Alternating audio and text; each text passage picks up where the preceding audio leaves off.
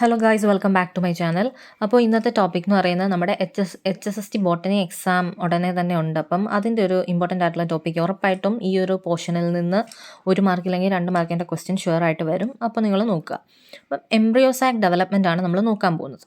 അപ്പോൾ എല്ലാ ക്വസ്റ്റ്യൻ പേപ്പറിലും ഒരു ക്വസ്റ്റ്യൻ നമ്മൾ കാണാറുണ്ട്. അപ്പോൾ നോക്കിക്കേ, എംബ്രിയോസാക് എന്താ? നമ്മുടെ ആൻജിയോസ്പേംസ് അല്ലേ? ആൻജിയോസ്പേംസിൻ്റെ ഫീമെയിൽ ഗാമറ്റോഫൈറ്റിക് സ്ട്രക്ചറാണ് എംബ്രിയോസാക് എന്ന് പറയുന്നത്. അപ്പോൾ നമുക്കറിയാം ഈ ഒരു എംബ്രിയോസാക് പല തരത്തിലുണ്ട്. മെയിനായിട്ട് മോണോസ്പോറിക് ഉണ്ട്, ബൈസ്പോറിക് ഉണ്ട്, ടെട്രാസ്പോറിക് ഉണ്ട്. അപ്പോൾ ഈ മൂന്നും അതിൻ്റെ എക്സാമ്പിൾസ് വിത്ത് പ്ലോയിഡി ഇതിൻ്റെ ക്വസ്റ്റ്യൻസ് എപ്പോഴും വരാറുണ്ട്. അപ്പോൾ അത് നമ്മൾ അറിഞ്ഞിരിക്കണം. ഈ ഒരു വീഡിയോയിലൂടെ നിങ്ങളത് മൊത്തം പഠിക്കും. അപ്പോൾ ഈ ഒരു 1 മാർക്ക് നിങ്ങൾക്ക് ഷുവറായിട്ടും കിട്ടും. അപ്പോൾ നോക്കുക, മോണോസ്പോറിക് എന്ന് പറയുമ്പോൾ നോക്കിക്കേ, ഒരൊറ്റ മെഗാസ്പോറിൽ നിന്നും നോർമലി എത്ര ന്യൂക്ലിയൈ ആണ് നമുക്കുള്ളത്? എംബ്രിയോസാക്കിൻ്റെ അകത്ത് 8 ന്യൂക്ലിയൈ കണ്ടീഷനാണ് നോർമൽ. അപ്പോൾ ഇവിടെ മോണോസ്പോറിക് നോക്കിക്കേ, അതിൽ ഒരു മെഗാസ്പോർ ഫങ്ഷണലായി അതിൽ നിന്നും ഫോമായി വരുന്നതാണ് മോണോസ്പോറിക് എന്ന് പറയുന്നത്. ഹാപ്ലോയിഡ് ആണ് പ്ലോയിഡി.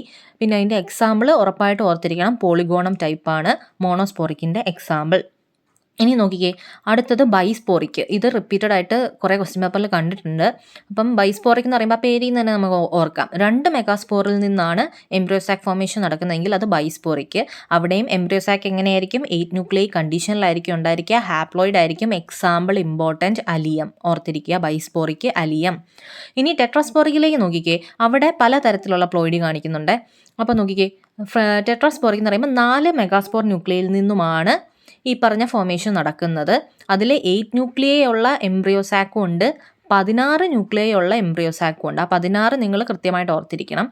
അപ്പം 8 ന്യൂക്ലിയൈ ഉള്ള എംബ്രിയോസാക്കിൻ്റെ എക്സാമ്പിൾ വരുന്നത് നമ്മുടെ ഫ്രിറ്റിലേറിയ. പിന്നെ 16ൻ്റെ നിങ്ങൾ ഇമ്പോർട്ടൻ്റ് ആയിട്ട് ഉറപ്പായിട്ട് ഓർത്തിരിക്കണം, പെപ്പറോമിയ. ക്വസ്റ്റ്യൻ വന്നിട്ടുണ്ട്. പെപ്പറോമിയ ഒരിക്കലും മറക്കരുത്, ഓർത്തിരിക്കണം, ഷുവറായിട്ട് വരാൻ ചാൻസ് ഉണ്ട്. പിന്നെ അതേപോലെ തന്നെ ടെട്രാസ്പോറിക്കിൽ വരുന്ന വേറൊരു എക്സാമ്പിളാണ് പ്ലംബേഗോ ഇല്ലെങ്കിൽ അഡോക്സ എന്ന് പറയുന്നത്. അവിടെയും 4 ടെട്രാസ്പോറിക് ആയതുകൊണ്ട് തന്നെ 4 മെഗാസ്പോർ ആണ്, പക്ഷേ ന്യൂക്ലിയയുടെ എണ്ണം വേരിയബിൾ ആണ്. അപ്പോൾ 16 എന്നുള്ളത് നിങ്ങൾ പെപ്പറോമിയ എപ്പോഴും ഓർത്തിരിക്കുക. പിന്നെ എക്സാമ്പിൾസ്, മോണോസ്പോറിക്കിൻ്റെ എക്സാമ്പിളാണ് പോളിഗോണം, ബൈസ്പോറിക് ആണെങ്കിൽ അലിയം, ടെട്രാസ്പോറിക്കിൽ വരുന്നതാണ് ഫ്രിറ്റിലേറിയ, പെപ്പറോമിയ, പ്ലംബേഗോ, അഡോക്സ. അതിൽ തന്നെ 16 ന്യൂക്ലിയൈ വരുന്നത് പെപ്പറോമിയ ആണെന്നുള്ളത് ഇമ്പോർട്ടൻ്റ് ആയിട്ട് ഓർത്തിരിക്കുക. ബാക്കി ഈ എക്സാമ്പിൾസും കൂടി ഓർത്തിരിക്കുക. അപ്പോൾ ഈ ടോപ്പിക്ക് മറക്കാതെ പഠിക്കുക, 1 മാർക്ക് ഷുവറാണ്. അപ്പോൾ അടുത്ത വീഡിയോയ്ക്കായി വെയിറ്റ് ചെയ്യുക.